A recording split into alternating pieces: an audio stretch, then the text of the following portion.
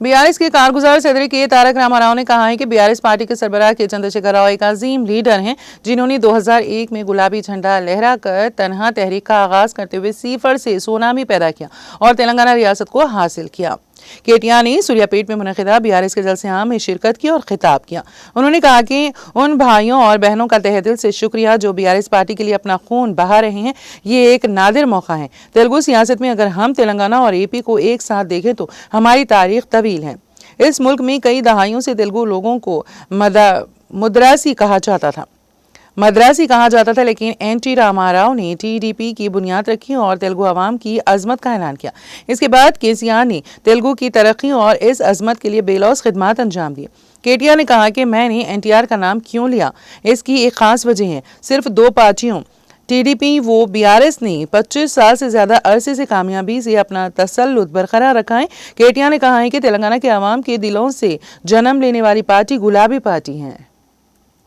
ఒక్కడుగా బయలుదేరి శూన్యం నుంచి సునామీ సృష్టించి తెలంగాణ సాధించిన మహానాయకుడు కేసీఆర్। ఇది ఏ రాజకీయ మరుగుజ్జు అవునన్నా కాదన్నా ఇయాల మోకాలెత్తున్నోడు ఎగిరెగిరి పడ్డా వానపాములు నాగుపాములై గుసగొట్టినట్టు యాక్టింగులు చేసినా కేసీఆర్ ఆనవాళ్ళు చెరిపేస్తామని ఎన్ని డైలాగులు కొట్టినా చరిత్ర చెరిపేయలేని సత్యమైంది అంటే కేసీఆర్ లేకపోతే ఈ గులాబీ కండువానే లేకపోతే ఈ తెలంగాణ రాష్ట్రమే లేదు అనేది అక్షర సత్యం।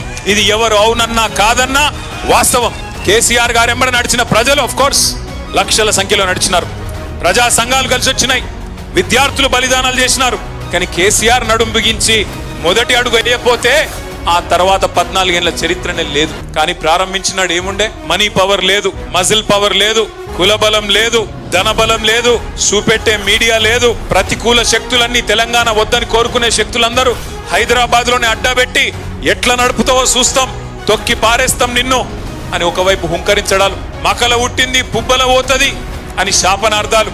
ఈ రకమైన వాతావరణంలో ఒక్కడుగా బయలుదేరి ఆనాడు ఒక్కొక్క అడుగే మరి వేసుకుంటూ 14 ఏళ్ళు, నిజంగా చెప్పాలంటే 25 ఏళ్ల టీఆర్ఎస్ పార్టీ చరిత్ర బీఆర్ఎస్ గా ఈ రోజు ఉన్నాం।